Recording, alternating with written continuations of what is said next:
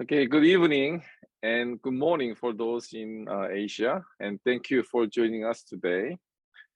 So, as you know, we are celebrating 40th anniversary of the Walter Shorenstein Asia Pacific Research Center this year.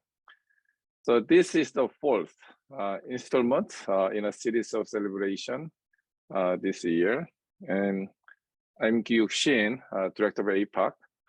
Home of the Southeast Asia program, our host today. As you may know, APAC is a Stanford hub for addressing critical issues affecting the countries of Asia, their regional and global affairs, and US-Asia relations. Founded in 1983, 40 years ago, during a time marked by Japan's rise as an economic powerhouse and China's opening to the world, we initially focused on studying Northeast Asia, especially Japan and China. But as Asia became the world's fastest growing region and US interest in the area developed, we expanded our scope to encompass cross Asia Pacific trend.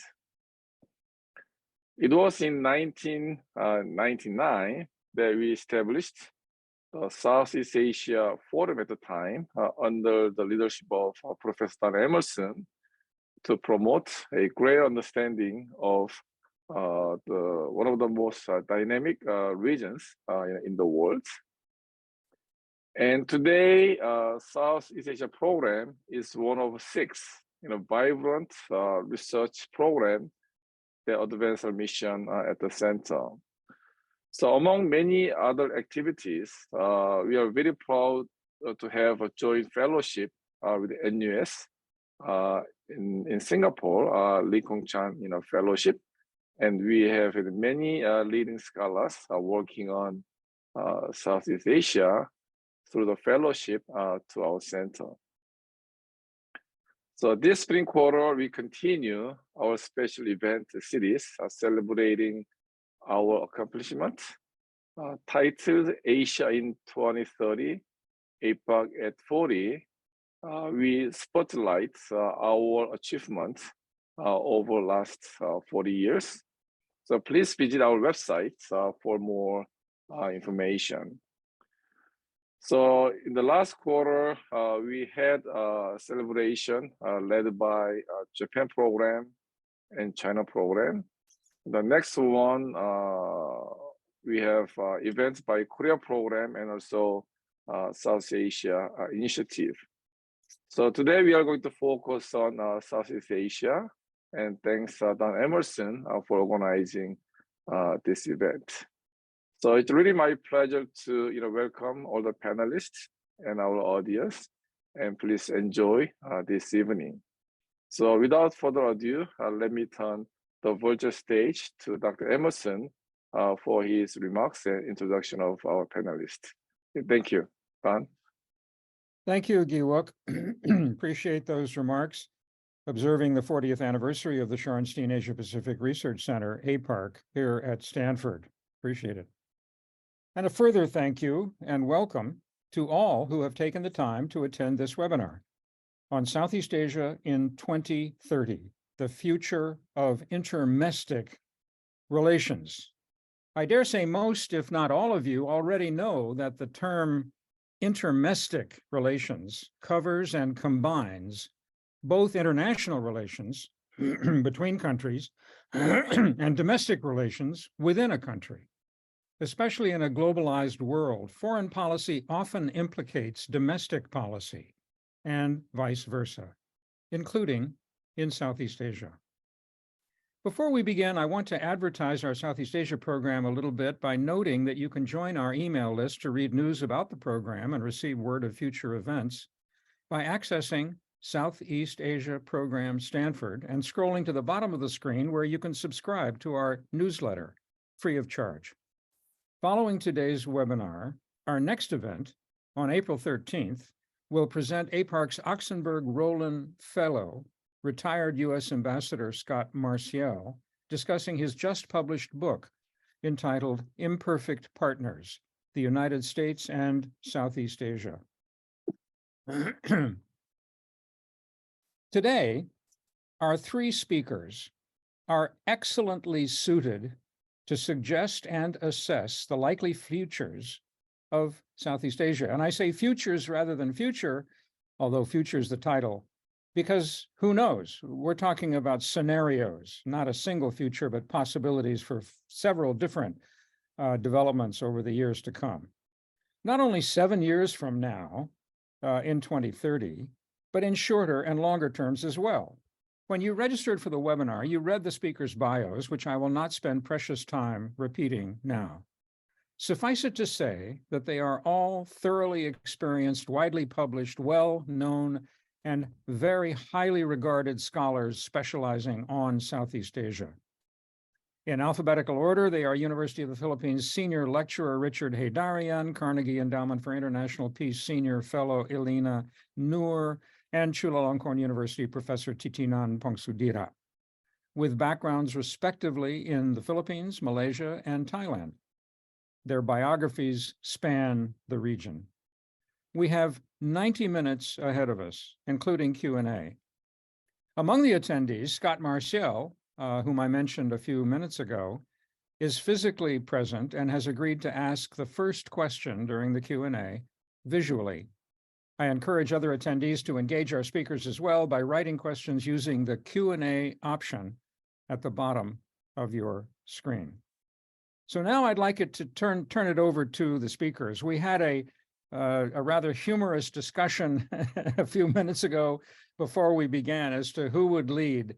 And I think seniority won. So I would like to ask Titinan if he would be willing to open the discussion. Perhaps it's up to him with comments about ASEAN, the future of ASEAN, and then we'll go on to other topics as well. Titinan, the microphone is yours.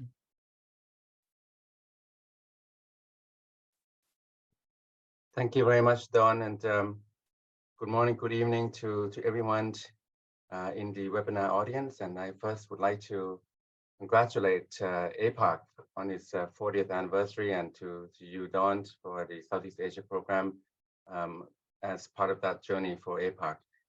Thank you. Thank you. We have just a few minutes, so I thought I would just talk about 3 points.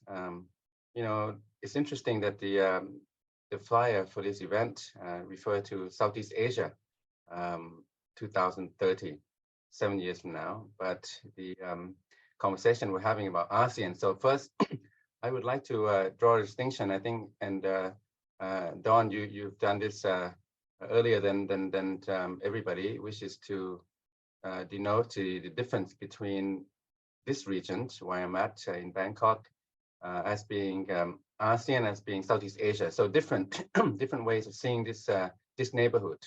It's a region and it's also an organization, and sometimes we use it interchangeably.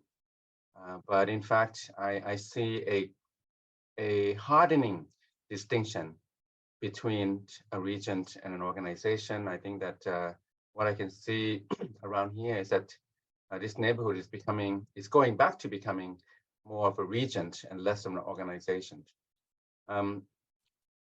Also, if we look at ASEAN, you know, when we're prompted in this conversation to talk about ASEAN 2030, this ASEAN as we know it has been around only since 1999 as a 10-member organization when Cambodia joined the last of the 10 in 1999. So that's 24 years. So that's less than half of its life that ASEAN has been 10 member states.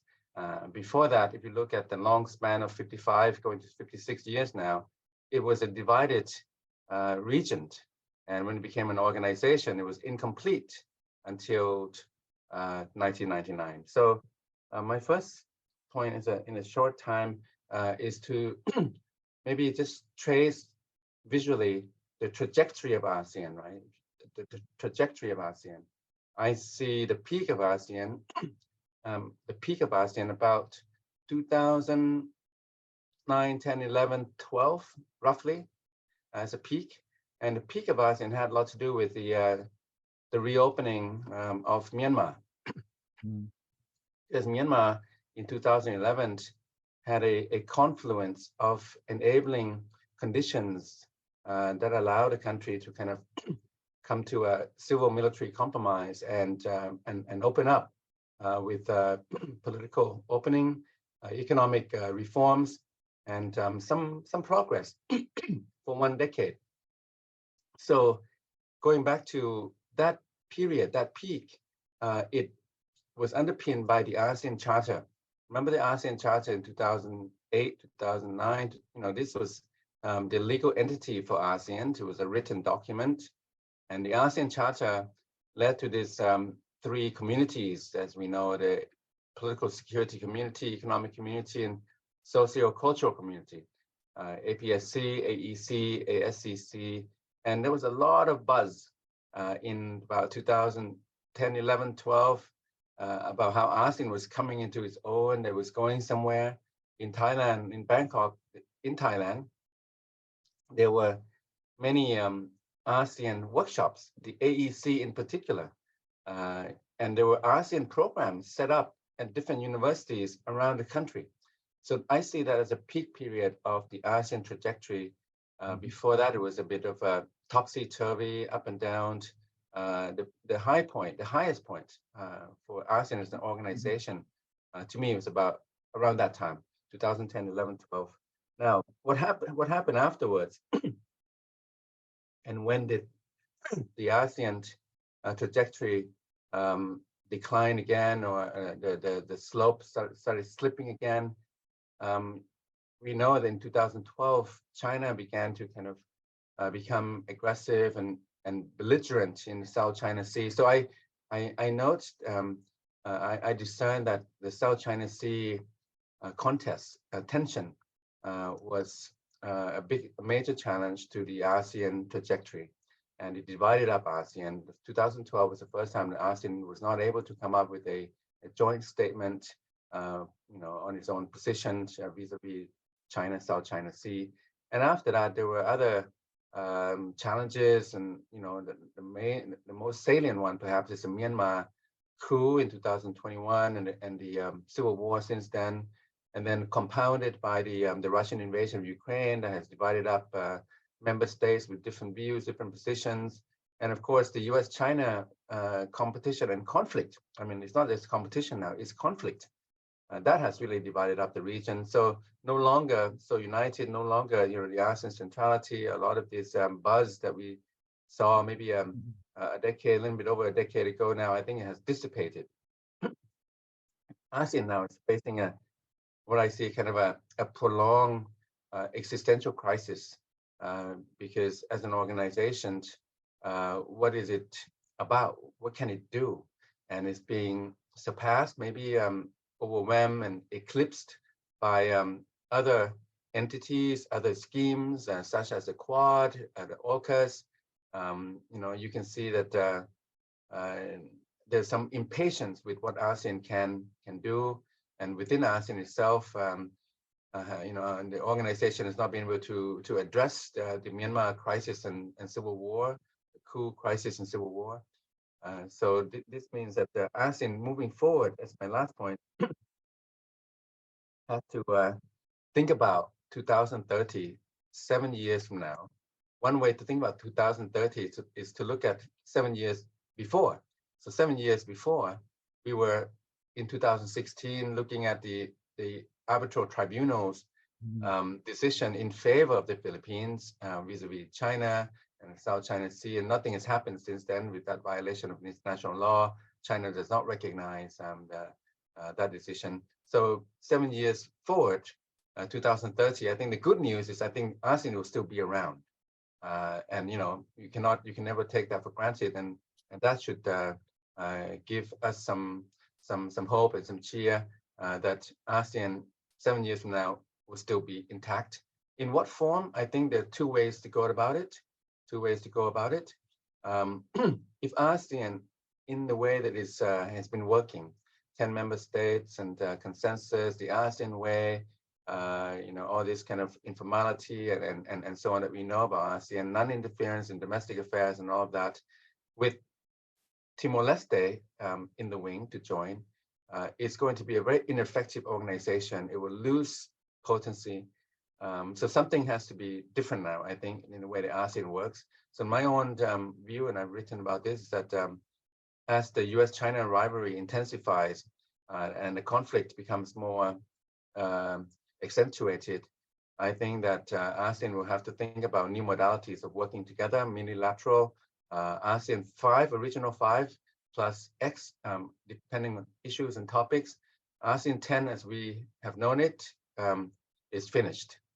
So it's kind of dramatic to say that, but if you look on the ground, the way that ASEAN has been working as a 10 member states organizations, comparing to its peak, is impotent, is ineffective, and it no longer works. So we have to think about new ways at looking at ASEAN, but also new ways for ASEAN to work together. And so I think that in my own view, it has to be more unilateral, more tailored, and maybe ASEAN 5, regional 5 plus X, depending on issues and challenges. Let me finish here at this time, but thank you very much, and I'll come back. Thank you very much, Don. Well, thank you. That's very, very provocative. I really appreciate it. Lots of ideas there. I wonder if Richard and Elena, would either one of you like to join that discussion? Or not? Elena, you want to go ahead? Yes, Richard. Well, thank you so much to Dr. Thitinan for kicking things off. I'd like to, before I offer my response and some thoughts, also want to congratulate APARC for 40 years of existence, almost as long as ASEAN, but not quite. But with your hard work, Don, I'm sure we'll get there. Thank you also for having me on here amongst friends. So I am a little more upbeat about ASEAN, and I'd like to propose 3 reasons why we should maybe look at ASEAN in a slightly different way. And I want to anchor my thoughts to 3 levels of analysis, if you will. And the first is that I think we have to consider that when we look at ASEAN as a grouping, we are also looking, as Thitinan said, 10 very different countries. And we have to wonder what our metric of measurement for success is. And if that metric or metrics, as the case may be, involves just looking at how ASEAN collectively handles itself amongst and amidst great powers, then I think the jury's still out on that. And I'll offer a reason why that is. And I think it's quite a compelling one. If we view another metric of success as what ASEAN has done for its people, then I think that actually in the last, whether it's 30 years or 60 years of ASEAN's existence, it's actually done quite well for its citizens, even if a majority of the ASEAN population is not so clear about what ASEAN really is or what it does for them. So let me offer proof of why I think we should view ASEAN as a success. And it's often said that ASEAN works really well economically and not so well politically and in the security dimension. And I think that's still true, that it's really hard to contend with that.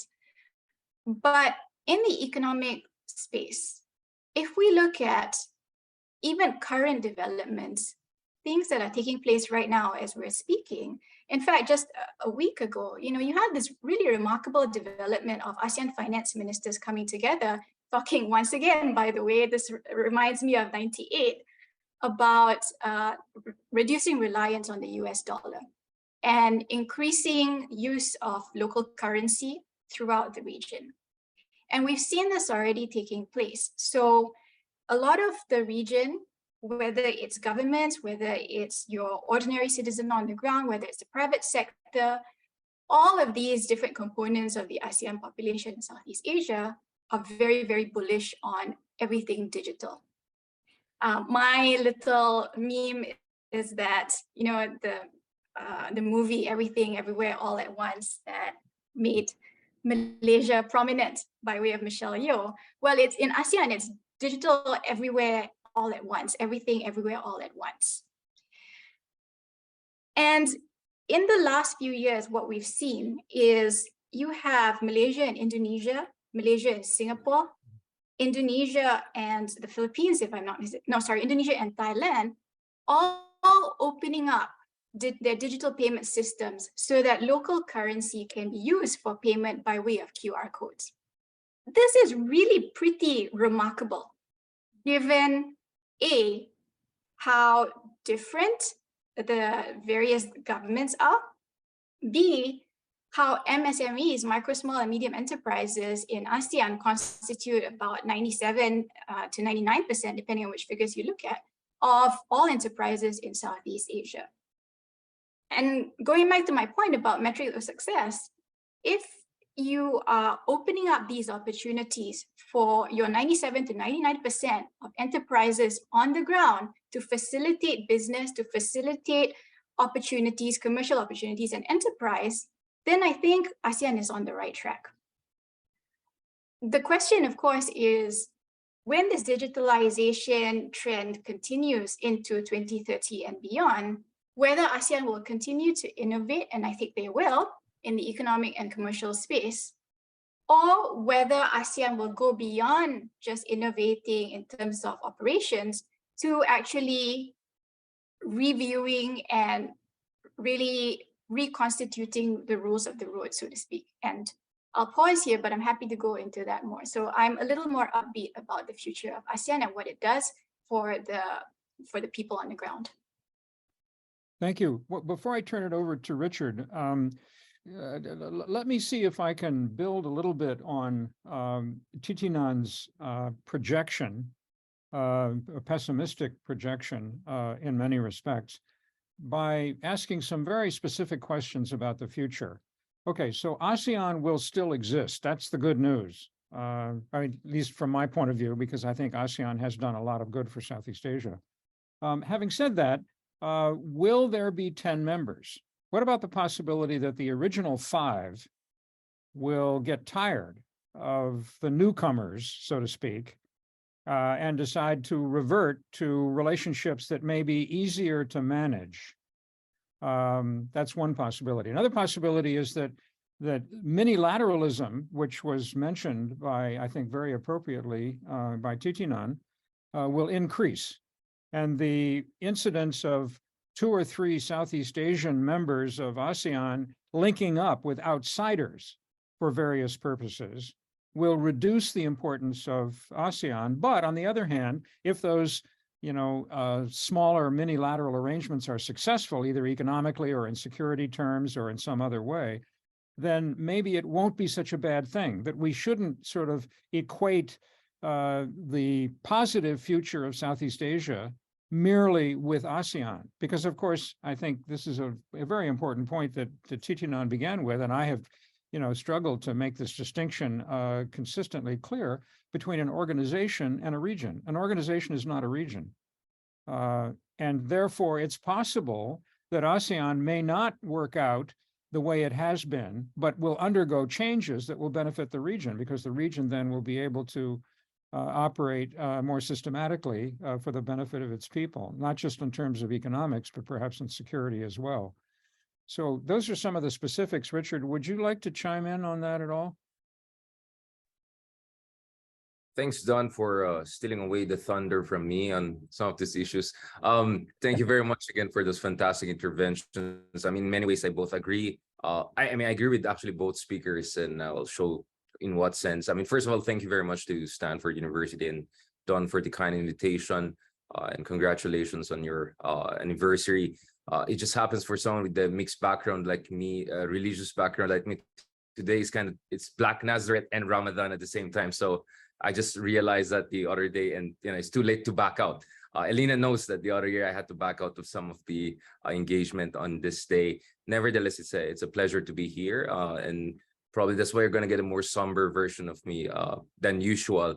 To be honest, like the title of the webinar kind of reminded me of like the novel 2034, and kind of gave me a sense of like Goldman Sachs forecast, right? So let me just try to chime in accordingly. I mean, first of all, I think on the economic front, I completely agree with Elena. I'm much more optimistic on that front. Although my sense is by 2030, 2035 window, we may have a new #1 country in terms of size of GDP in nominal terms. And I think by that time, perhaps China will finally be the biggest economy in the world. And that's going to have huge psychological and potentially even political and financial impact. That's something I'm watching very carefully, especially efforts by China to decenter the world from dollar. So let's look at how the dollarization efforts will move forward. My sense is more ASEAN countries will be part of the BRICS game as Saudi Arabia, Iran, and other emerging markets get into that. I think that's going to be an interesting dynamic because America's financial supremacy is something that is one of the most fundamental pillars of its primacy in this part of the world. That could change in 10 years from now. So that could have its own ripple effects.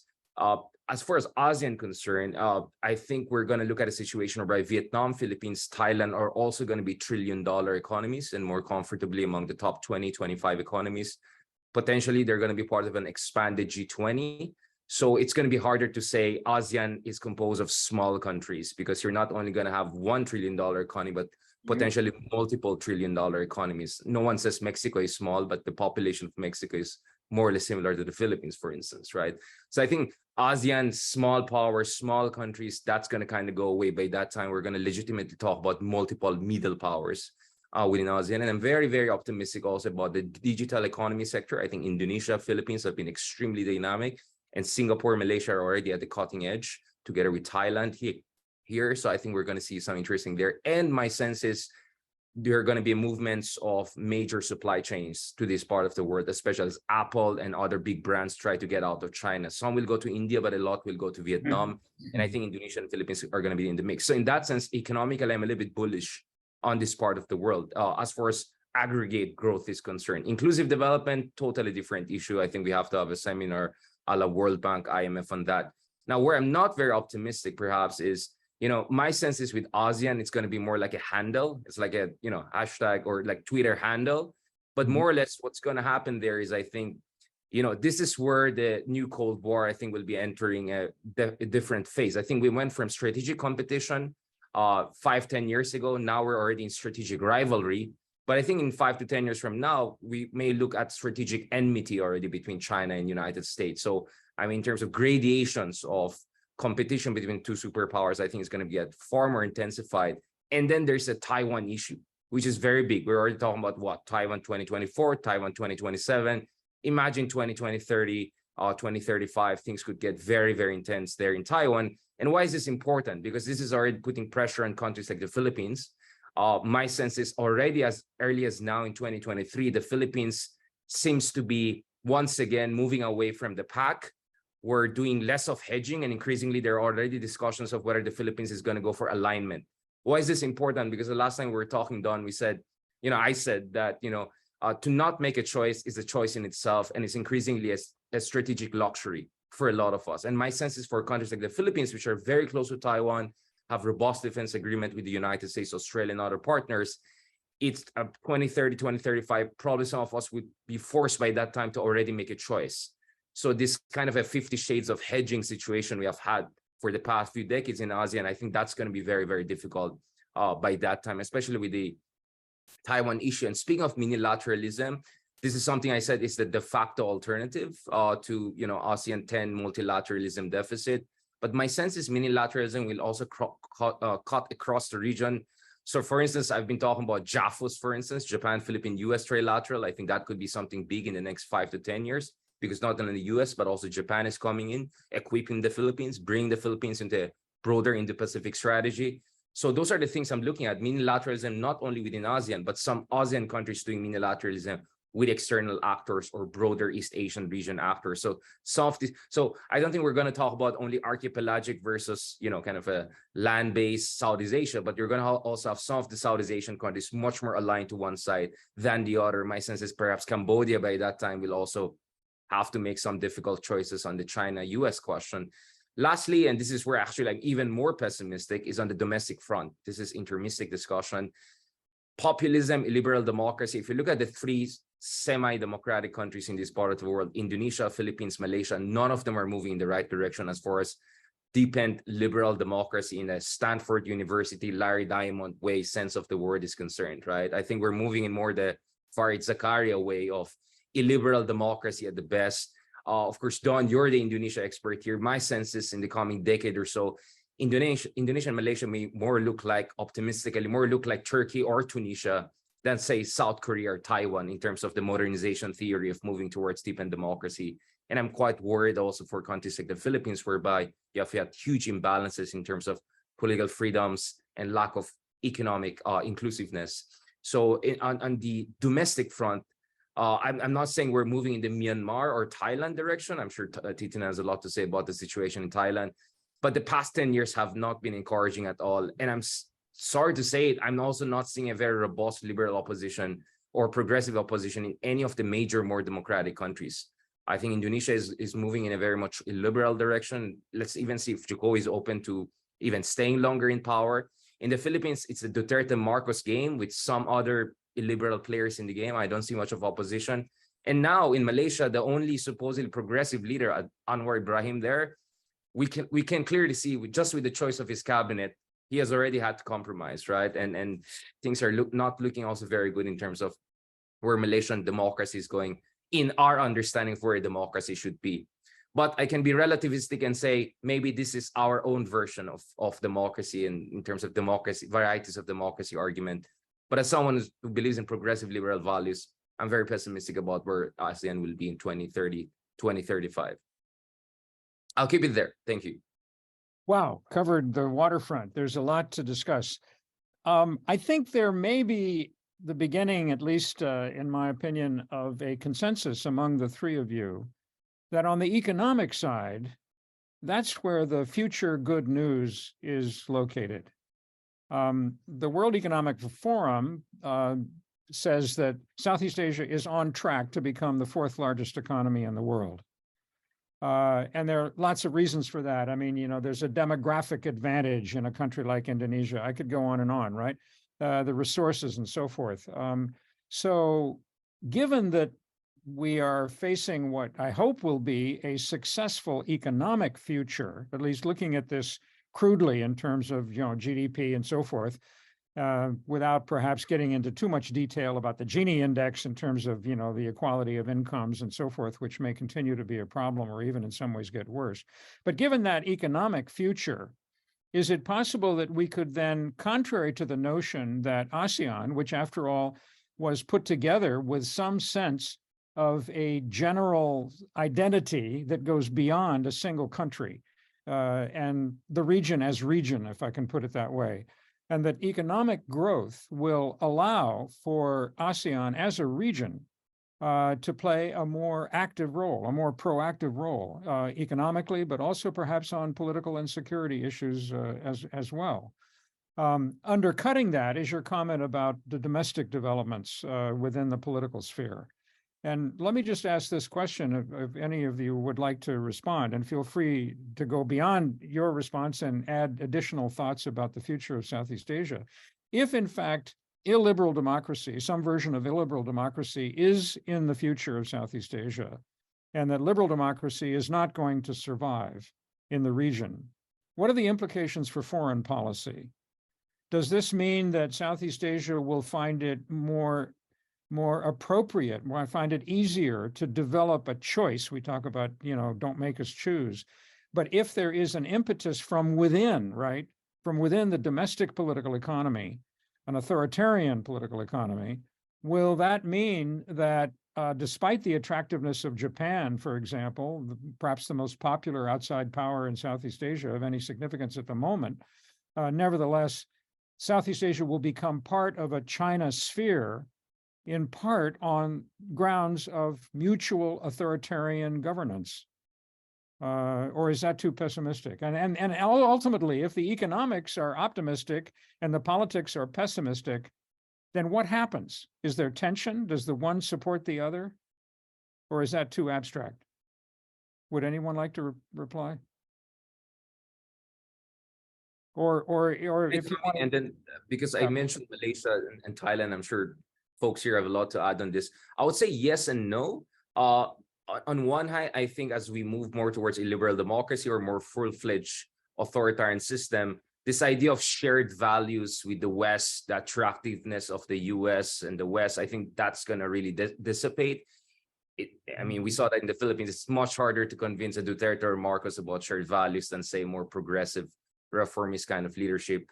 But at the same time, we also know that when, developing countries go into a high growth period and they elect strongman, authoritarian, charismatic leader, they could also embrace a much more nationalistic kind of message. So India is something that comes to mind, right? India is growing fast. They have someone like Modi, but they're also very tough on China, right? I mean, I think they were among first democracies that banned TikTok, for instance. So I won't be surprised that nationalism could come back with a vengeance, or popular nationalism in many countries. And I think if China doesn't play its cards well, tries to bully its way around with Philippines, Indonesia, Malaysia, some of the countries in the region, there's always that attraction for authoritarian, charismatic leaders to play into either the nationalistic game, and perhaps in places like Indonesia, Malaysia, even the religious game, because of the situation in Xinjiang, etc., that could develop into more troubling sense. So I think it can cut both ways. But clearly, this idea of America or the West as the kind of an end of history target for all of us, or at least the pretension that we want to move in that direction, I think that's going to go away. So clearly, that gives China some opening, right, in terms of saying, hey, I don't interfere, we're comfortable. But I think if China continues with this kind of a bullying behavior, then that also could push it in a different direction. So I see more of a double movement, or kind of a dialectical situation there that can cut both ways. Yeah. Any comments from Elena or Titinan? Maybe just two issues that I would like to interact with following your comments, Don. One is the economic performance of ASEAN, and then the other is the this dichotomy in contrast, and I think maybe competition between autocratization and democratization. Economic performance, and going back to Elena's observations, remarks earlier, for ASEAN, the narrative is damaged, is undermined. The narrative of ASEAN economic success is that this is a fast growing region. At the time, it was the fastest growing region of almost 700 million people, population combined, with a combined GDP of over $3 trillion. The growth trajectory of trend growth about 5.5% pre-COVID. And young demographics, growing middle classes, geographical proximity. So that whole narrative linked with part and parcel with the ASEAN economic community as a single production base, supply chains, production networks, and this competitive region. I think that narrative now no longer holds. First, Myanmar is out indefinitely. So the whole, a lot of the ASEAN imagination and hope and promise was premised on this 10 member states, member economies, with high, rising, growing economies, middle classes, young demographics, and so on. Now it's very mixed. Myanmar is out indefinitely, and maybe for good. And then you have, Thailand, I think, is subpar in terms of economic performance. And you look around, the era of high growth, more than 6, 7, 8% combined, that's also finished. I think that from a low base in the 1980s, 1990s, we saw a lot of that, even 2000s, but 2020 is much harder to come by. So that narrative, I think, for economic success is very mixed now. And now you have to look at the different economies. When Elena mentioned financial cooperation. You can remember the Chiang Mai initiative, right? Multilateralized, billions of swap agreements between central banks and so on. Never exercised. The ASEAN intra-regional trade among ASEAN economies remains at about 23% or so. Hasn't really grown over the years. Financial cooperation, you look at what is already out there multilaterally. ASEAN has not exceeded multilateral agreements. So on economic success, I think is more kind of a what I call a la carte, and for investors and engagements, economic engagements with the region, you really have to look at different baskets, different mixes. The second point about these autocratizations, democratization, a lot will depend on what happens to China and in China. I mean, certainly, Richard mentioned the illiberal kind of, the buzzword that we see, the illiberal polities, and but now the metrics on that, to use the metrics measurement, is different. I mean, the ideal type. What is the ideal type? What is the liberal democracy that is now the measurement? The U.S. I think has some erosion and a lot of controversy in the U.S. about what kind of democracy it intends to be. And in other countries, I mean, you see the rise of the right-wing, center-right parties winning elections. So I think this whole illiberal erosion, creeping illiberalism is prevalent now. And on the flip side, democratization, therefore, is a further challenge. So for China, I mean, it has been able to have the cake and eat it too. It has a very strong economic performance, in recent years, even now, a little bit less, but still pretty steady. And then it has a kind of centralized authoritarian control. So if they can hold that model or that, those conditions in China, then that would serve as a kind of not just inspiration. I think it's maybe kind of an example for other countries like Vietnam, certainly Laos, but also other countries right down to Thailand to try to have the cake and eat it too, which is to have a little bit more autocratization with steady economic performance. In Thailand, I have to say that it's going the other way. I mean, we've seen a lot of authoritarianism in Thailand, military coups, military government, and so on. We're having an election coming up in May, and the tide is turning relatively in favor of a more pluralistic outcome, less autocratic.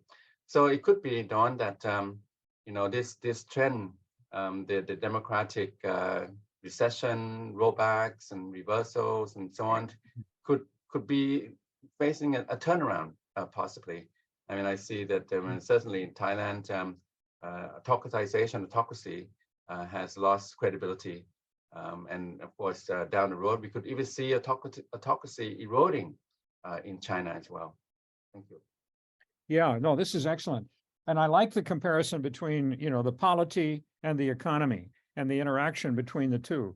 And I think, a number of futures are possible. Often in reading, the literature as it is churned out every day by commentators around the world, one gets the sense that a number of people are impressed at the efficacy of authoritarian rule. And I think many of them may forget that what legitimates authoritarian rule? Well, one thing is performance. Performance legitimacy characterizes the strategy that the leadership at China, at least, has followed more or less successfully. But then COVID comes and China shuts down the economy. I'm exaggerating, but still. And so performance legitimacy is vulnerable to a lack of performance, particularly a lack of economic performance. So the interaction between the two, it seems to me, is absolutely fascinating. And I want to ask a question of Elina, because I think this is one of her many areas of expertise, because I live in Silicon Valley, of course, and so I'm very concerned about, so-called high technology. What will the impact of AI, artificial intelligence, looking forward, 5, 10, 15, 20 years in Southeast Asia be? Will it be positive insofar as it will increase the productivity of the economies of Southeast Asia? Will it have a negative effect? I mean, already ChatGPT, I'm sure some of you follow this, right? Will it further, how can I put it, erase, that's perhaps a radical term, erase the distinction between truth and falsehood? What about the role of social media once AI is inserted into social media and one can therefore perhaps no longer really distinguish between an authentic statement and a set of things that are simply not true. And I wonder if Elena would comment, because that relates obviously to the economy on the one hand and the politics on the other. Yeah, let me see if I can make a coherent sense of all these thoughts flying around my head. Please. So I guess by way of responding to what both Richard and Thitinan said, one, I'm not persuaded by this binary between democratic and authoritarian governments. Two, I'm even less persuaded by the model of the US as this liberal democracy that we should aspire to, or the modeling of China as this authoritarian regime. I don't see why we have to frame our governance, our government systems based on those two models. And I think for a long time now, we have seen elements of the two in Southeast Asia, but also elements of the two in both the United States and China, which is why I'm not very persuaded by this binary between democratic and authoritarian regimes. On the economic front, what I see is indicative of this struggle for agency that a lot of countries in Southeast Asia, or at least its political leaders, have been talking about and aspiring to. And I gave the example of this move away, or at least discussions about moving away once again from the US dollar in Southeast Asia. You saw Indonesia, President Jokowi already saying that Indonesian businesses should move away from relying on Visa and MasterCard to local currency settlement. And okay, maybe the Chiang Mai initiative didn't take off in '98, but there is an added impetus now because of the Russia-Ukraine war and the weaponization of the economy and economic tools by the major powers for Southeast Asians to reconsider its reliance on the conventional system once again. And I see this actually as promising, because when we talk about what agency means, this can actually contribute to Southeast Asia's agency, whether as individual countries or through ASEAN. And this gets me to your question, Don, because if everything is channeled through the digital lens in Southeast Asia, which I see it increasingly being so, whether it's economics or political or effective governance or how sociocultural relations are being conducted, then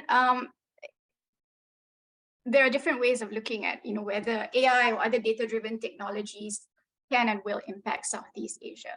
You already hear discussions about how AI will impact the labor force in Southeast Asia. And this is a serious consideration because, again, taking into account 97 to 99% of MSMEs in Southeast Asia constituting the majority population of the whole enterprise ecosystem in Southeast Asia, if these MSMEs are not upskilled, then there are areas in which AI and machine learning and automated decision systems may impact negatively onto the MSME workforce. And this goes back to the education question. Are we in Southeast Asia equipped in terms of upskilling, education, training our local population from a young age to deal with the digital landscape in the next 10, 20, 50 years? I'm not so optimistic on that front right now because critical thinking in Southeast Asia seems to be lacking amongst the general population. And this gets to my final point. If we're going to be relying more on digital, and if we're not thinking critically about some of these systems, where they're coming from, what's being used, what they're being used for, what our data is being used for, and where they're being sent, then I think we only need to look to history to understand that not only is data powerful, but data that has been collected by larger powers, whether the private sector or governments, can be used in the same way to mentally, intellectually, financially capture our younger generations in the future. And we only need to look again to history in 18th and 19th century colonial Southeast Asia to understand that a lot of data and a lot of technology was used to further empire building and colonialism. And you hear now a lot of controversial discussions about neocolonialism in the digital age. Well, I think we need to think very carefully about where we want to take Southeast Asia in this digital age. Yeah, well taken, very well taken. But let me ask a different kind of question if I could, and that is, if we are talking about the future, is it just playful, meaningless to ask whether one country in Southeast Asia, one of the 10, one of the 11, might serve as the least worst, or maybe even the best model for the future? Elena, you mentioned the importance of education, and this comes up time and time again. And there are those who believe that what Southeast Asia needs is meritocracy, not populism, not here in the United States, right? We're on the verge of an election. Oh my God, I mean, don't get me started, right? This is not a meritocracy if Donald Trump becomes president yet again. And democracy, which focuses on the will of the majority, may underestimate the importance of having talented leaders. So what about the following proposition? The best future for Southeast Asia looking forward is Singapore. The example of Singapore: economic success, relatively meritocratic government. Now, whether it's a democracy or not, well, I agree with Alina. I don't accept the dichotomy. But there is a spectrum, degrees of relative illiberalism, for example. I mean, it gets quite complicated. So what do you think? Are there models existing now in Southeast Asia that could become the future of Southeast Asia? And then another point, just because we're running a little bit short of time here now, and that is, we've talked about Southeast Asia. We have not talked about the Indo-Pacific. What about the notion that if Titinan is right, and that ASEAN is a declining entity, the future of Southeast Asia lies in plugging into the Indo-Pacific. It lies in the dramatic economic rise of India, which may in fact in the future displace China in some respects, not just demographically, but perhaps in other ways as well.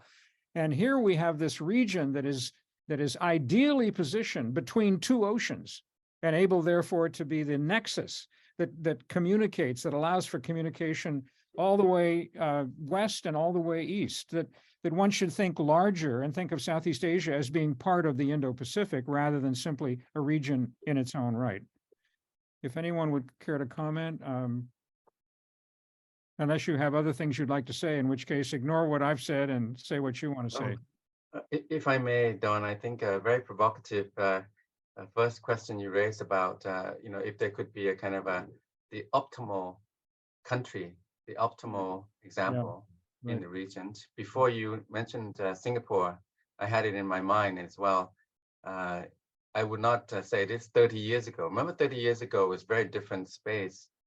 Singapore was seen as a kind of a nanny state and semi-authoritarian, under Lee Kuan Yew and so on. In fact, almost 30 years ago, Fareed Zakaria had his interview with Lee Kuan Yew about, as where the culture is destiny and all of that, and part of the rise of this conception of illiberalism.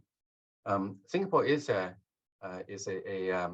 democracy in its own right. I mean, I have to say, 30 years ago, I wouldn't say that, but now you have, they have meritocracy for sure, but on top of it, Don, they've cultivated and nurtured and built world-class universities and research institutions, and there's the regional hub of think tanks and strategic discussions and dialogues and so on. So they've done something right, and there's no elegant,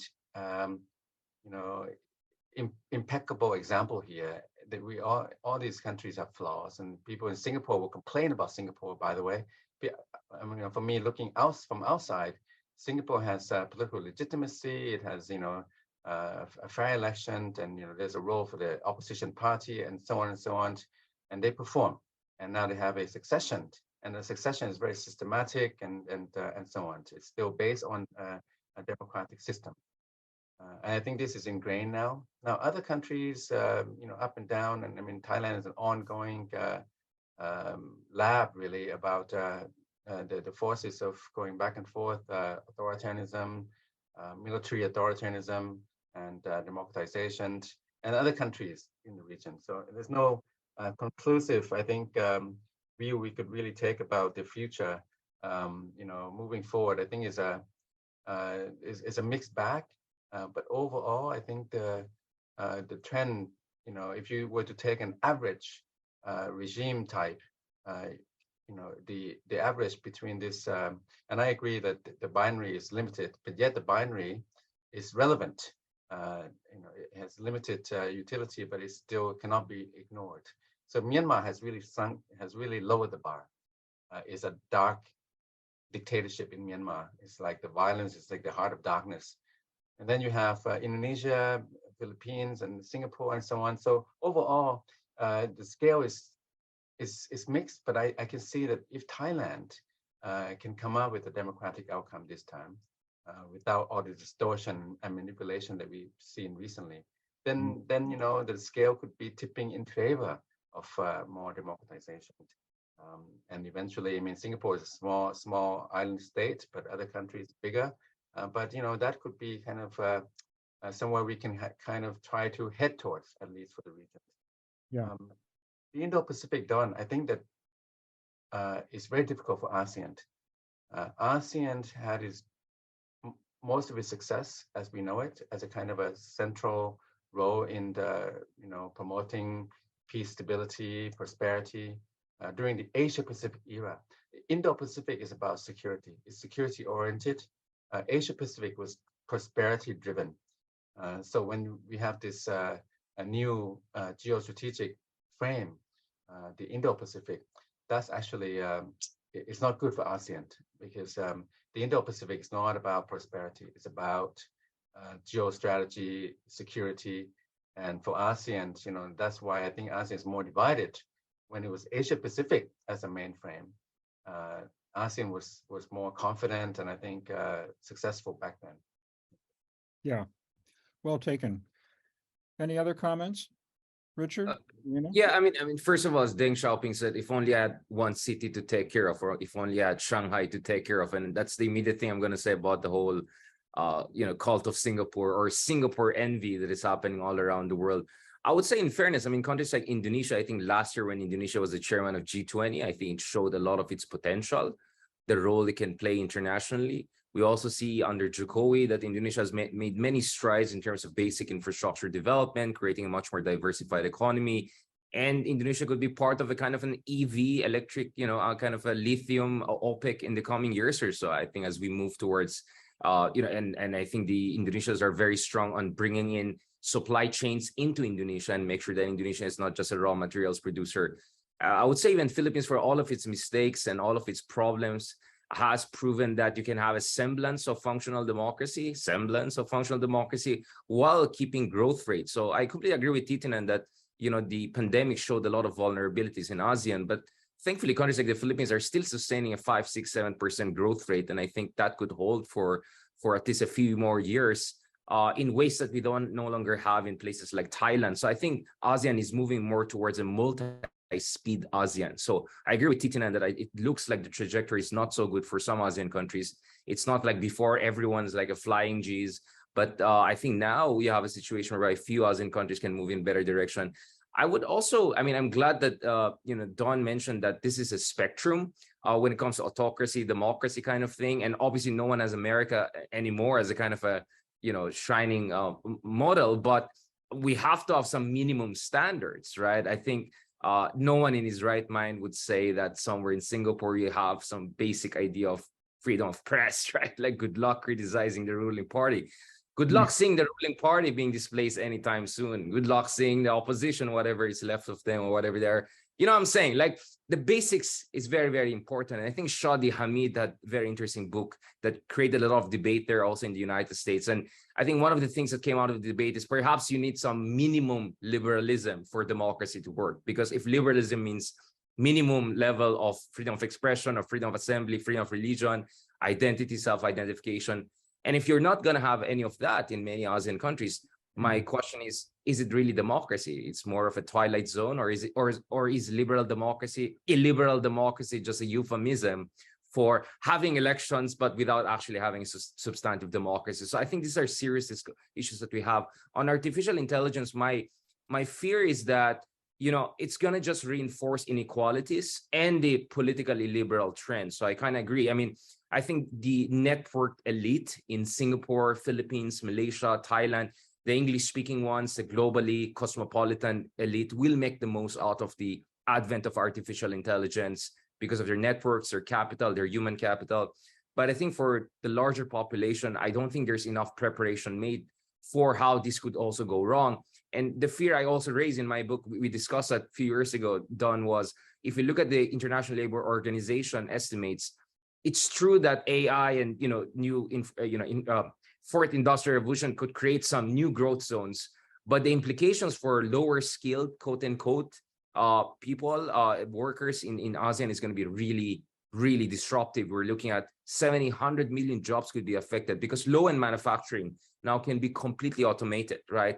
This is a very worrying thing for me as far as inclusive growth is concerned. So maybe now I'm already questioning my initial optimism on the aggregate level, because when you break it down, things look very, very problematic. Lastly, I would kind of differ with Titinan on the Asia-Pacific, Indo-Pacific one. I think Asia-Pacific started well when everything was kind of going well, but precisely the reason why we brought Indo-Pacific, not only because I wrote a book about it, is because we felt in Asia-Pacific is increasingly synonymous with Chinese hegemony or Chinese primacy. And while I completely agree that Indo-Pacific started as a much more geopolitical counterweight to that, we see that Indo-Pacific is also can be defined in many ways. I think in the Pacific could also be about the rise of India, the other major power that perhaps is much closer to conception of democracy than in China. It doesn't have the kind of territorial disputes with much of Southeast Asia that China has. I'm not romanticizing Modi and populism in India in any sense of the word. It sounds very familiar to me as a Filipino.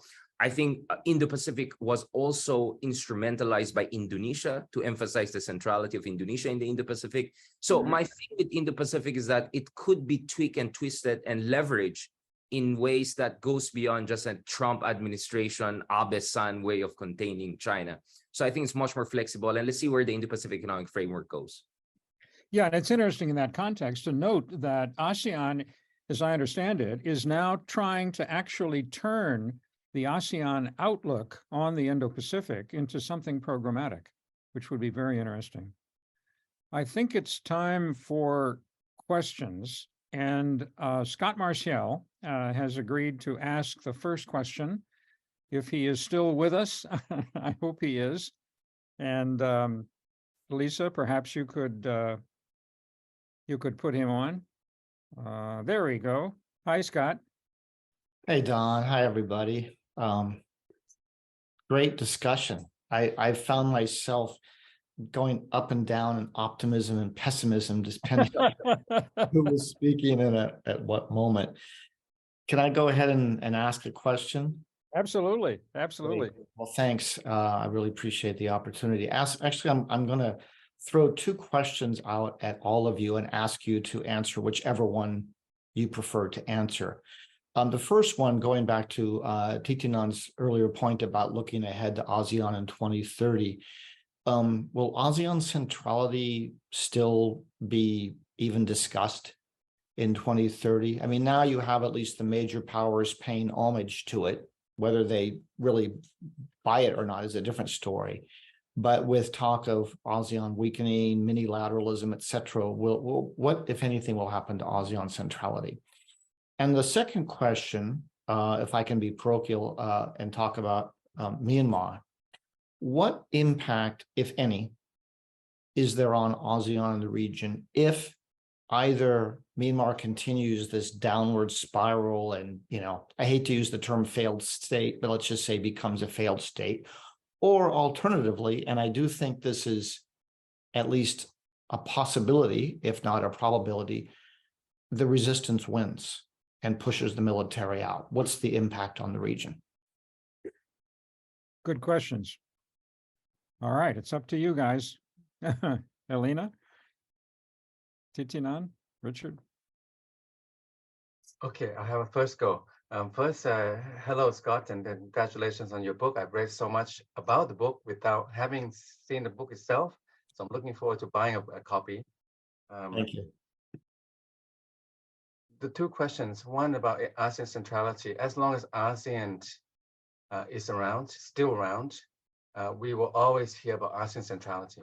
I mean, ASEAN is about maintaining, promoting for itself a central role in organizing, promoting peace, stability, prosperity in the region, and hence all these acronyms, right? And the ASEAN-centered acronyms from APEC, and East Asia Summit to the ADMM Plus and this and that, ASEAN +3, so ASEAN, ASEAN, ASEAN. So I think it's really the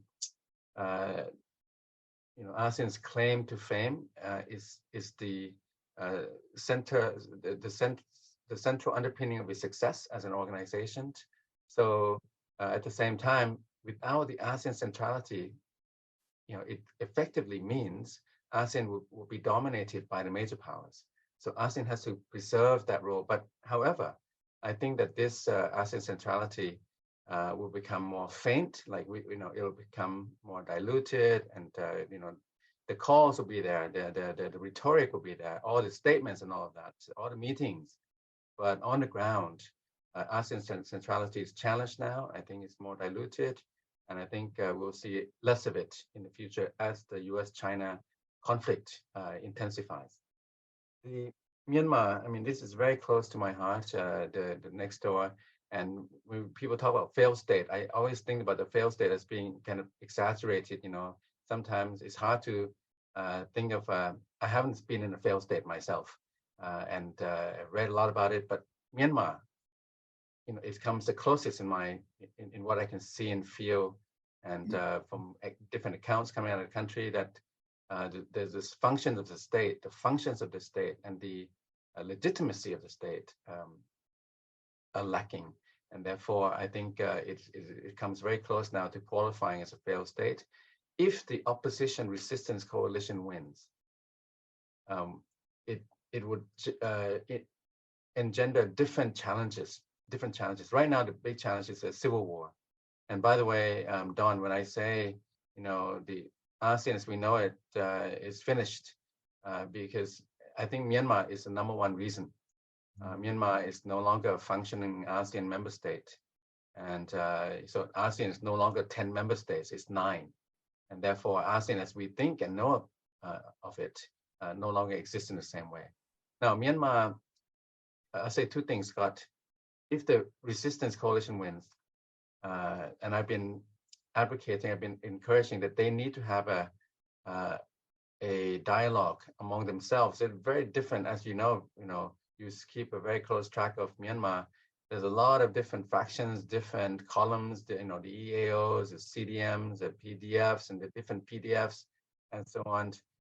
So it could be very chaotic if they win as well. But at the same time, if the military holds sway, is very violent, it's very dark, heinous.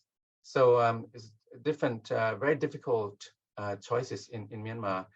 I just think that the enabling conditions that we saw in 2008, 9, 10, 11, that resulted in this civil military compromise behind Aung San Suu Kyi and General Thein Sein, that those conditions will be very difficult to return and to reassemble, to recapture. So we have to think about conditions that could lead Myanmar out of this. Again, the first condition has to be the undermining, the defeat of the military dictatorship. But at the same time, I think the resistance coalition needs to really have consensus, have a governing structure, have legitimacy, inclusivity, acceptance among themselves. And then maybe we can try to find some light forward. But a very difficult situation in Myanmar. Thank you. Yeah, thanks for that response. I think we should move forward, but if the other 2 speakers would like to make a very, very brief, couple sentences so that I can go on to the Q&A. Any responses? I want to be fair and include everybody. You okay, both of you? You sure? Okay. All right, good. Now with the Q&A, these are written questions. The first one has to do with the South China Sea and is focused on Malaysia's search for energy in the South China Sea. in relation, obviously, to what China is doing. I think one might expand the question a little bit, if I could, to include the issue of overlap in the claims that are being made by the Southeast Asian claimants, which of course limits their ability to deal as a united front with China. And I wonder if in the context, for example, of the Malaysian experience, you would have any comments to make about, is unity among the claimants out of the question still for some reason, or is it possible, with particular reference perhaps to Malaysia? Anyone? As a Malaysian, I'll take that one. Good, please. So the question is addressed specifically to me, and I don't think there was anything dramatically new about Prime Minister Anwar's statement about China's concerns. The Malaysian position has actually been very stable, despite our political situation not having been as stable. And so the position and approach of the Malaysian government vis-a-vis the South China Sea dispute has been premised on the usual, benign statements that you hear, but also very principled ones. International law should be upheld, and there should be peaceful settlement of the disputes. Now, Don, I think you bring up a really good point. There are sticking points, of course, amongst the ASEAN claimant states, and Richard will know very well, chief of which will be Malaysia's and Philippines' disagreement about, for example, the status of Sabah and how that will play into any resolution of the South China Sea dispute bilaterally, but also multilaterally. And so I think as a whole, regionally, when it comes to the South China Sea dispute, you will not see any real change in Malaysia's position. But it's something that we in Southeast Asia as claimant states will need to work out amongst ourselves. I think the united front ideally should hold, but we need to work that out amongst ourselves. Okay, good. If I could move on. William Tucciarello raises a critical issue that we have not talked about at all. I wish we had more time. And that is, would you like to project or predict what will happen in Southeast Asia with regard to climate change, given the extraordinary vulnerability of the region? I'm thinking of sea rise and so forth. We could go on. What about climate change in Southeast Asia? Looking forward 5 years, 10 years, 15 years? Maybe I'll take that, since it looks like Philippines is one of the worst countries when it comes to vulnerability to climate change. And of course, we had the Haiyan or Yolanda super typhoon back in 2014, which was one of the worst out there. This is where I'm really worried about, okay, whatever you want to term it, illiberal democracy, whatever. My worry is that in the Philippines, the current information ecosystem and the current political landscape really favors what you can best describe as performative governance than really performance-based governance, right? Performative in the sense that, leaders get the, cookie points if they portray themselves as competent in dealing with issues. And the problem with populism in general, like whether it's the right wing, left wing, etc., in our current ecosystem, is that it always puts a lower emphasis on long-term evidence-based public policy. And this is really a serious problem I have in places like the Philippines. And if you are also populist and performative, you may be discouraged as the president of the Philippines, top leaders of the Philippines, from pushing for making hard choices, right? Because, for instance, you want to make Manila or some of the big cities less vulnerable to rising sea levels, to all sorts of climate change. You have to relocate hundreds of thousands, if not millions of people. That doesn't seem to be the kind of priority that a lot of political leaders have today. So this is where, actually, perhaps I didn't mention climate change at all, is because I'm even more pessimistic on that than even the geopolitical front, right? I think this will be one of the biggest challenges that we face. So whether it's Jakarta, whether it's Manila, some of the big capitals in this part of the world are going to be extremely vulnerable to climate change. And so far, I'm not seeing the kind of leadership that is commensurate to the kind of long-term evidence-based public policy requirements that is needed to deal with that. That's the worry I have. nonetheless, I'm watching what Jokowi is trying to do with Nusantara. There are also suggestions for, the Philippines to decongest Manila, etc. But I'm not very optimistic in that. My best hope realistically is really intervention by our international partners, whether it's Japan, whether it's the Asian Development Bank, international organization. That's really where my hope is coming from in terms of interventions that are necessary to make our infrastructure more resilient for climate change in the coming years and decades to come. Okay. If I could, will Timor-Leste join ASEAN? If so, with what implications for the future of ASEAN? And if not, why not?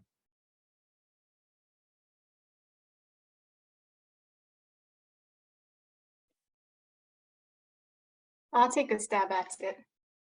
I'm a huge fan of Timor-Leste joining ASEAN because as Timor-Leste itself has made the argument persuasively, it has tried to apply for ASEAN membership, going above and beyond what other ASEAN member states had to deliver before they joined ASEAN.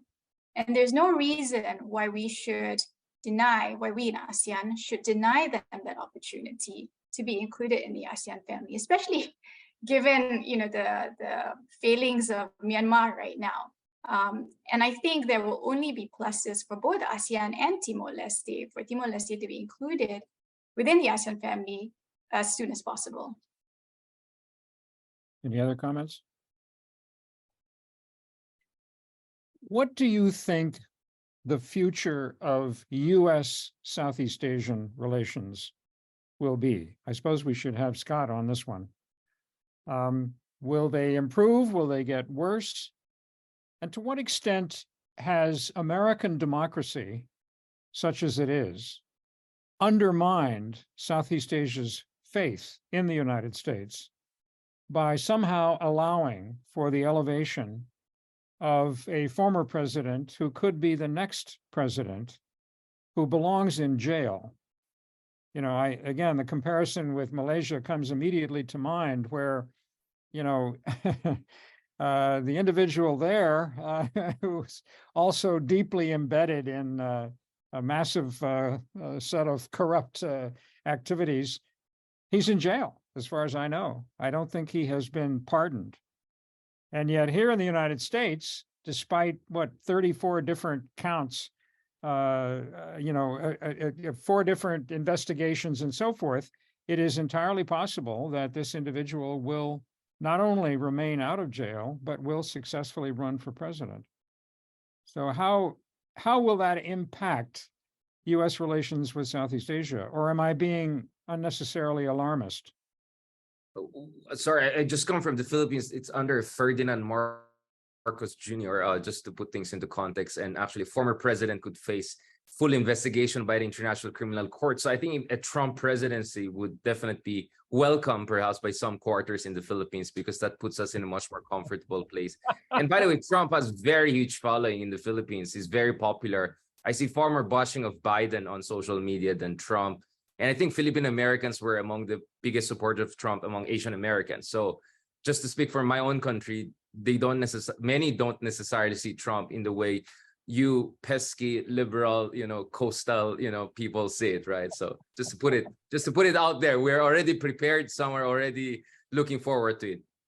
Right. Anyone else want to comment? And I suppose implicit in my question is this. It's not a prediction about the future, it's a prescription about the future. What should the U.S. do with regard to Southeast Asia? And what should it stop doing or avoid doing going forward the next, 5-10 years? Yeah, if I may, Don, you had two questions about American democracy and about U.S. Southeast Asia relations.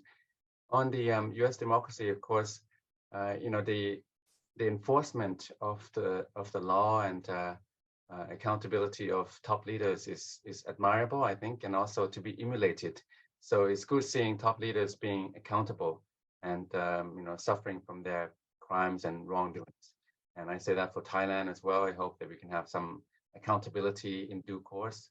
On U.S. democracy, but this means, Don, that from outside, all of the U.S. what's happening in the U.S. is a series of own goals. Like the U.S. is shooting itself in the foot all the time with this, introspection and self-obsessions and kind of, all about the gun violence and again the Trump. When I see this, it does not promote U.S. standing in the international community and in Southeast Asia. You look at the U.S. as as an example not to follow in many ways. This leads to the relationships with the different Southeast Asian countries. I think it will be very mixed on, but I think it'll also be paralleled and kind of compounded by the China's role and reactions to what the U.S. does with Southeast Asia, and together, not just China but U.S. combined. I think the net effect will be a further division of the region between U.S. and China. Don, can I just chime in really quickly?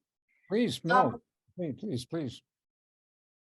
So I agree with both Richard and Titinan. I think the deeper question we have to ask and understand is, if Trump comes into power again, or if a Trump-like person comes into power, we shouldn't be surprised, because I think Trump's election showed that really a sizable part of the American population supported Trump, his policies, his personality, and it wasn't an aberration. And I think this speaks to a lot of the introspection that the US itself has had to do since 2016, which I think shocked many people around the world. But really, if you talk to even large segments of the American population, as you very well know, Don, this really wasn't such a surprise to those who've been at the receiving end of, authoritarian tendencies in the United States. And so it speaks to the US's credibility when it talks about democracy, when it preaches democracy to other parts of the world. Many good things about the United States, but those sentiments and statements ring hollow when you realize that really this is part of a structural issue in the United States. Yeah. Any other comments? Okay, here's a question about Japan. Deborah Hayden asks this question: what is the future of Southeast Asian Japanese relations?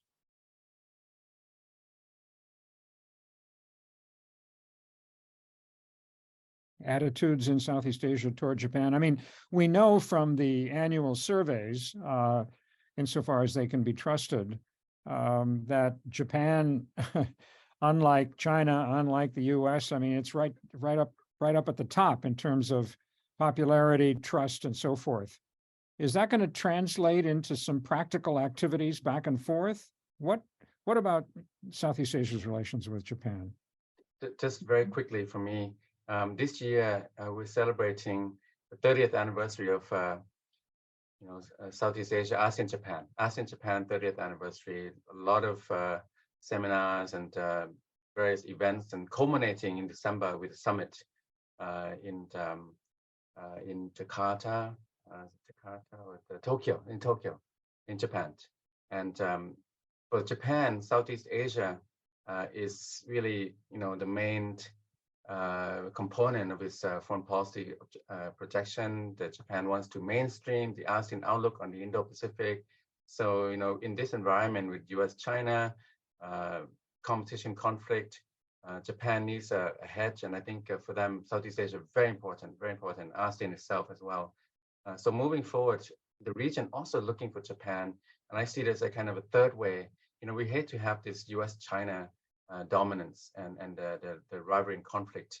And Japan has done things like the relaunching the CPTPP, for example. So I think Japan's leadership is very much in favor by Southeast Asia countries, societies. It also depends on what Japan wants to do, but we see Japan as a kind of outside the frame of US, China, and that's very much welcome. Any Yeah, other just comment? to add on this, I mean, I've described Japan as a kind of a stealth superpower when it comes to Southeast Asia. I mean, everyone talks about US, China, everyone says, where's the US counterpart to BRI? I always say it's actually Japan, right? If you look at actual investments on the ground in places like Vietnam, in places like the Philippines, there's no competition. For instance, in the Philippines, everyone talk about Duterte, China, 85%, according to for our former budget secretary, current finance minister, 85% of foreign financing for infrastructure development in the past few years under Duterte was Japan, not China. And the thing with Japan is they can keep good relationship with whoever is in charge. They're masters of diplomacy with fellow Asian countries. They can deal with authoritarian leaders. They can deal with reformist leaders. I remember like Abe was best friends with both Duterte and Aquino. I mean, how many people can pull that off, right? And he would have had no problems dealing with Marcos Jr., right? So I think that puts Japan in a very interesting way. Nevertheless, I think as Japan becomes more quote unquote normal power, meaning developing a full-fledged military power, then I think that's where Japan has to make some adjustments and tweaks because, you know, the issue of comfort women is something very sensitive, even in countries like the Philippines. There's a sense that, you know, Japan perhaps has not come as honestly and forthcoming on the World War II atrocity as Germany has done in Europe. But overall, I think there is an appetite and there is a kind of a welcoming momentum for Japan to become a much more full-fledged power in this part of the world. And as I always said, saying it's US China, it's a misnomer because it's always US plus its network of allies. And I also don't see Japan as only the third way, but I see Japan together with other quote unquote middle powers working their way through. So thanks to Japan, I think the Southeast Asian picture should not be just reduced to a US-China dyadic or kind of a bipolar competition. No, I think Japan is a very big actor. And as they, you know, double their share of defense spending to 2%, add another $300 billion to defense spending as they launch their new security aid package. And as they become more involved on the Taiwan issue and build security relationship with the Philippines, for instance, the Japhos trilateral, for instance, I think we're going to see a new phase in Japan-ASEAN relationship. But I'm overall more optimistic that in this phase, Japan will maintain the kind of benign image that it has. Because, I mean, the thing is, the reason Japan is seen as very positive is because it's seen as a benign power. But my hunch is, even if Japan becomes a more normal power, meaning including a military power, I think that benign image can still stick around if Kishida and the successor play their cards well. This is already a whole seminar, as you can see, so I'm like compressing myself, yeah. But it's I'm bullish on Japan. Yeah, that's great. Okay, here's another question. The global South has emerged in recent months as a reference point for particularly those in Southeast Asia that are not behind the West's insistence on providing all of this help to Ukraine, who tend perhaps to buy into the arguments that have been made that, you know, it's not entirely Russia's fault. After all, NATO expanded, and so what do you expect? I mean, we could go through all of those arguments. But what I notice is that increasingly the global South is becoming, I mean, you know, this happened with the Indo-Pacific, right? It was a new expression. And now, of course, it's been circulated. I'm not sure how much content it has even now. But the global South is now emerging as a reference point for Southeast Asians, particularly Southeast Asians that, you know, based on our conversation about American democracy, have lost faith or just disagree or object to what they think of, particularly in the past, as an American dominance, American imperialism, and that the global South is the future of the planet. The non-aligned movement will meet in January in Uganda, of all places. And of the 200 some odd countries that are members of the non-aligned movement, all of the 11 countries in Southeast Asia belong. And I'm wondering, with particular reference to the shaking up of opinions on Ukraine, and particularly now that, you know, China appears to be dangling some kind of a peace initiative and so forth, is it possible to say that increasingly in Southeast Asia, Southeast Asian leaders will look to the global South for allies with which to oppose the traditional dominance of the West?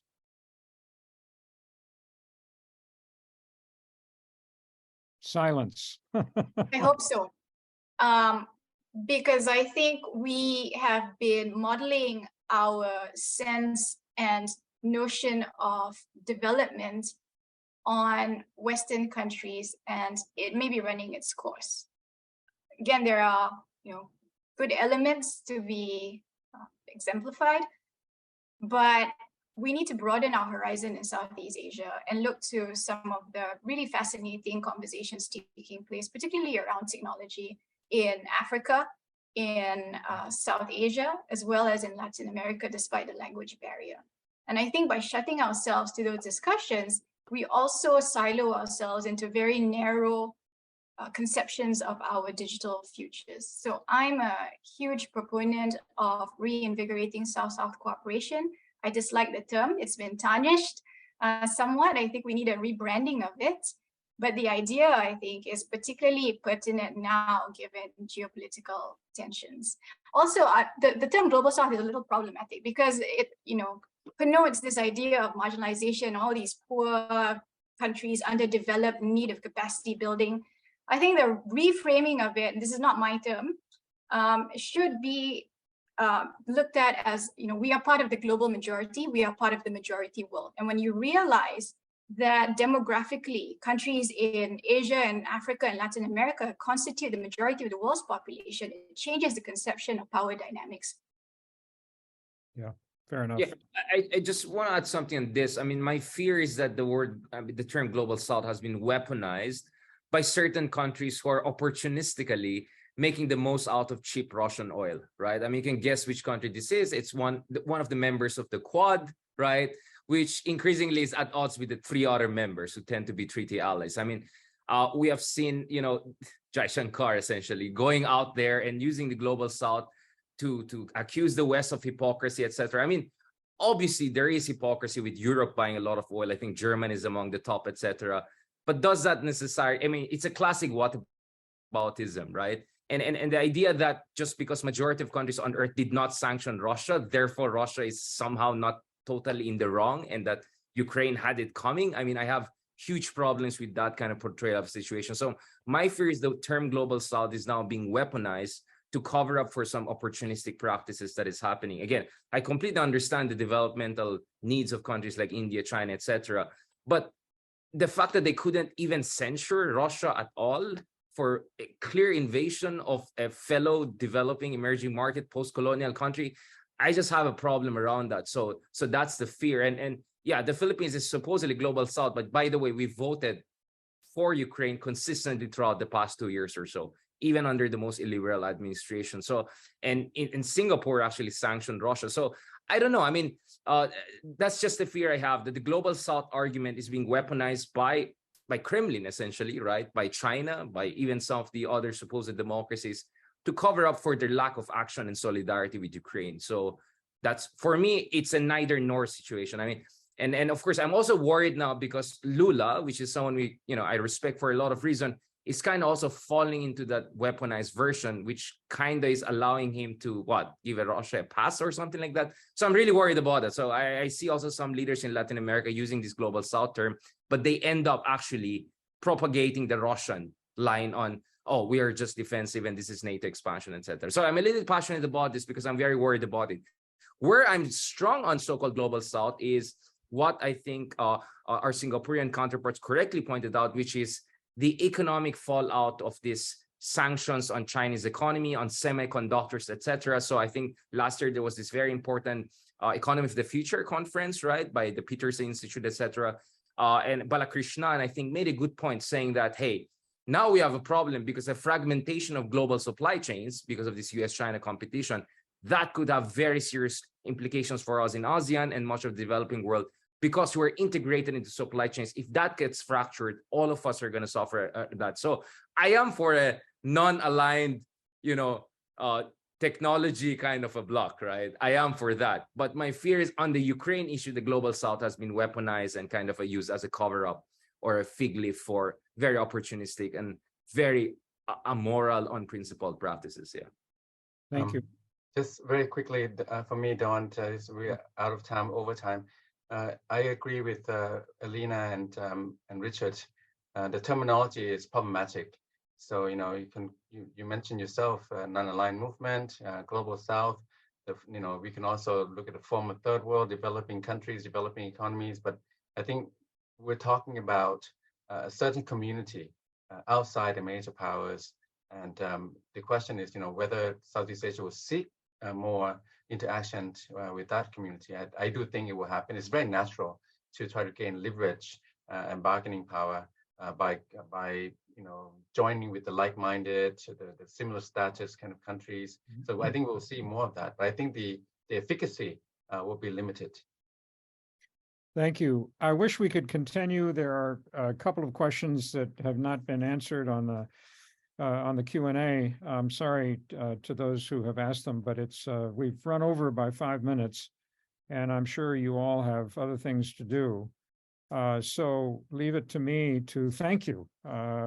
Again, thank you for what I have experienced just now as a very stimulating conversation, extremely stimulating, opening up lots of avenues pointing towards the future. Obviously, the future is unknowable in some sense, but I think at least we've clarified some trends, some directions, some possibilities. And that seems to me more than enough in a 90-minute webinar.